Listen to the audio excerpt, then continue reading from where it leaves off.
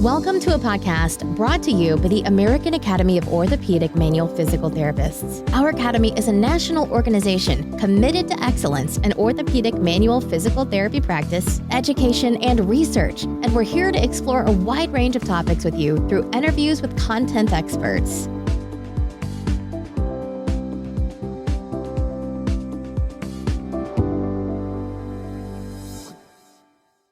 Hello, my name is Stephen Shaffer, and I'm honored to bring to our audience a brief conversation with Dr. Louie Puentedura. In this podcast extra, we're going to hear from another great guest about the forthcoming vote to potentially change the name of IFOMPT. As regular listeners will know, there is a proposal to change the orthopedic manipulative portion of IFOMPT's name to of Musculoskeletal.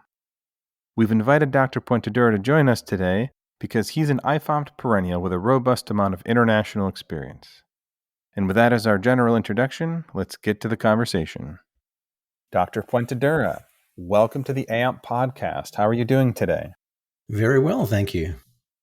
Well, sir, it is spectacular to have you here today as a guest, so thank you for joining us. And let's just dive right in. What is your opinion on the proposed name change put forth by IFOMPT? I am very much against it, primarily because of the reason IFOMPT was started in the first place. It was meant to represent manual or manipulative therapists, and it was meant to be the organization that would provide some level of standards of care for all member organizations around the world. I actually found out about IFOMPT when I became a manual therapist in the early 80s. I did my graduate diploma in manipulative therapy and became eligible to be a member of the Manipulative Therapists Association of Australia, which incidentally changed its name to the Musculoskeletal Physical Therapy Association of Australia back sometime in the early 2000s, I believe. I can't remember when it was. I had left Australia by the time I came over here, and that happened. I come from the point of view that it's meant to be an organization that's meant to represent our interests in manual and manipulative therapy. And I think changing its name to musculoskeletal physical therapists eliminates the manual therapy part of it. So would that change almost to you feel like a despecialization of what IFOMPT has come to mean over the years? Exactly. That's a great word, despecialization of what IFOMPT is meant to be. Manual and manipulative therapy. And that could be because it seems that manual and manipulative therapy is being devalued these days. It's being seen as a passive intervention, not unlike ultrasound and electrotherapy. And there are many therapists that are calling for getting rid of your ultrasound machines and your electrotherapy machines. And there are many that are saying get rid of manual therapy and don't put your hands on patients, which I think is silly, because it's a specialization and there's good evidence for its use along with exercise and all the other components that are part of physical therapy. And as a lot of our listeners probably already know, the IFOMPT provided definition of manual therapy certainly isn't just the fact that we use our hands to contact a patient. Manual therapy is a very robust method or approach that pulls from all sorts of different areas of expertise, including exercise, clinical reasoning, and the biopsychosocial model. Absolutely. And I think that it's probably a little bit because of the way that manual therapy is being given a bad name these days. I'm sure people have heard about the social media giant that has pushed this schema of, manual therapy sucks. And when I first saw that, I thought, well, manual therapy only sucks if you suck at manual therapy.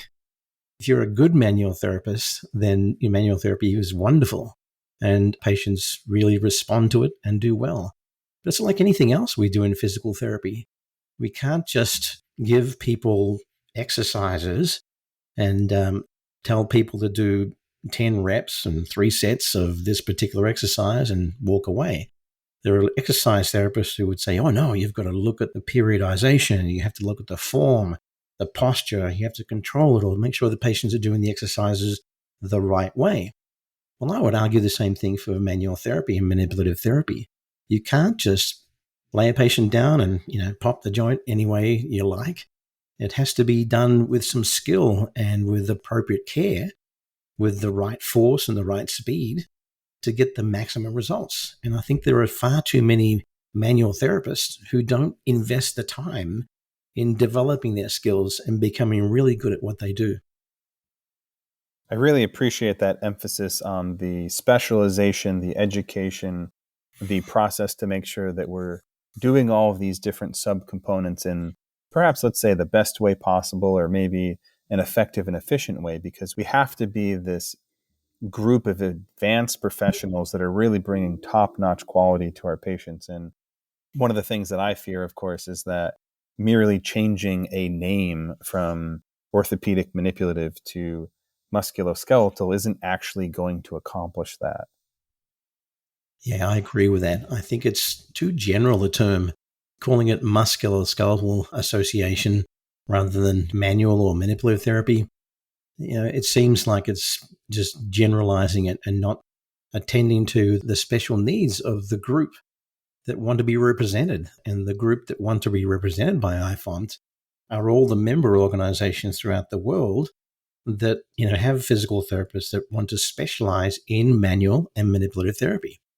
They don't want to specialize in orthopedic physical therapy or musculoskeletal physical therapy.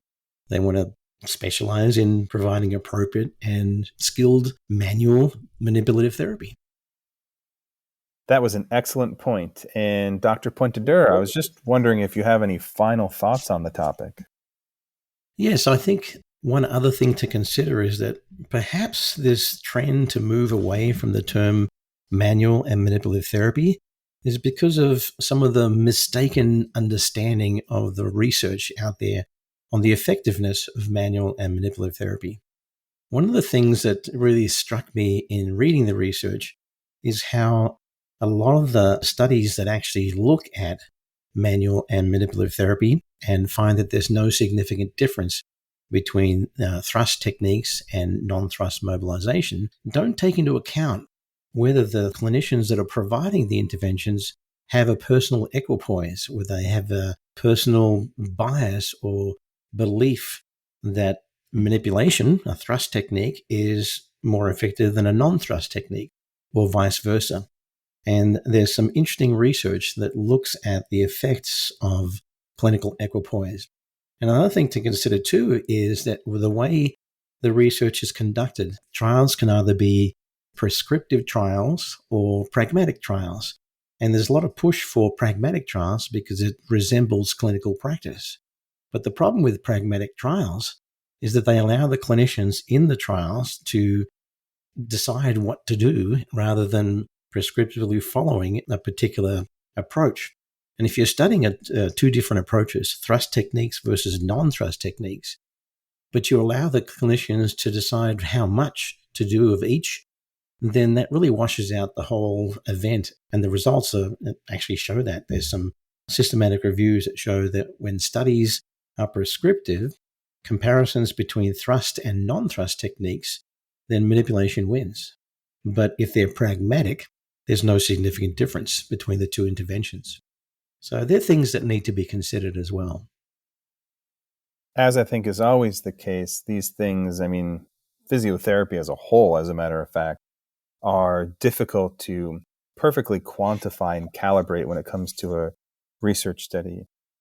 The classic example would be it's easy to do a certain double-blind controlled approach with pills because you don't know what's going on, but we have a much more complicated and nuanced skill set and list of interventions.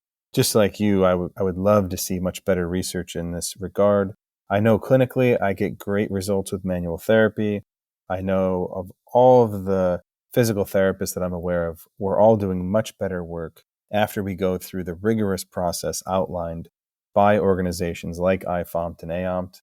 And I would like to see that specialization process keep moving forward in a way that allows us to keep delivering great services. I echo that. Absolutely. Well, Dr. Puentedura, thank you very much for joining us on the podcast today. It has been an honor and a privilege to have you here. and maybe in the future we can have you back. Thank you very much. I really appreciate being asked to participate.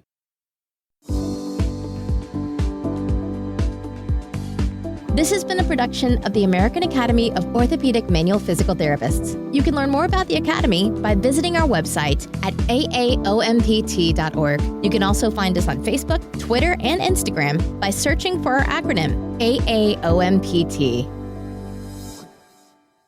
The views and opinions expressed on the IFOMPT podcast are those of the interviewers and interviewees and do not represent the official position of IFOMPT. The information presented should not be used as personal healthcare or clinical practice advice. If you need to find an expert orthopedic physical therapist near you, then check out the Find a Fellow feature under the Public Resources tab at www.aaompt.org,